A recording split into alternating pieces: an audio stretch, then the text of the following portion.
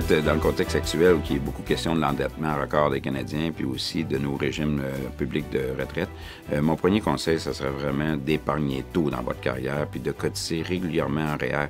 Surtout là, si vous n'avez pas un fonds de retraite ou un fonds de pension, ne travaillez pas pour une entreprise qui l'offre. Parce que vous savez, il y a juste un travailleur sur 3 au Canada qui bénéficie d'un fonds de retraite, là, de fonds de pension. Les autres n'ont pas ça, donc sont laissés à eux-mêmes. Et si on compte juste sur la pension de vieillesse, régime des rentes, bien, ça ne vous fera pas une grosse sécurité financière en bout de ligne.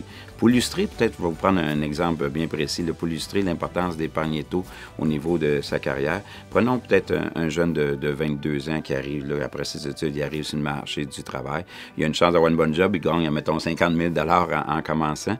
Eh bien, à ce moment-là, si lui veut avoir un taux de remplacement de 60 de son salaire, d'où ça vient, 60 ça, c'est les experts du rapport du comité d'AMO sur le régime de retraite qui estiment qu'pour avoir une bonne sécurité financière, il faudra penser à 60 du salaire moyen.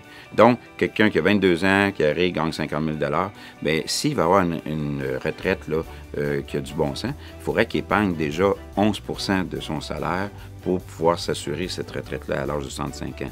Et si vous prenez une personne qui dit « Ah non, moi, là, c'est trop tôt, je m'occuperai de ça plus tard », puis qui décidait de le faire juste à l'âge de 30 ans, bien, devinez quoi, ce ne sera pas 11 qu'il devra épargner, ça sera à ce moment-là 14 Donc, ça devient beaucoup plus important. De plus, c'est pas nécessaire d'avoir un revenu élevé là, pour pouvoir être à mesure d'épargner préparé pour sa retraite, parce que si on travaille pour un employeur, bien, à ce moment-là, on peut avoir une retenue sur sa paie, qu'on soit payé aux semaines ou aux 15 jours. L'avantage, c'est qu'on bénéficie tout de suite de la réduction d'impôt quand on le fait via une retenue sur la paie.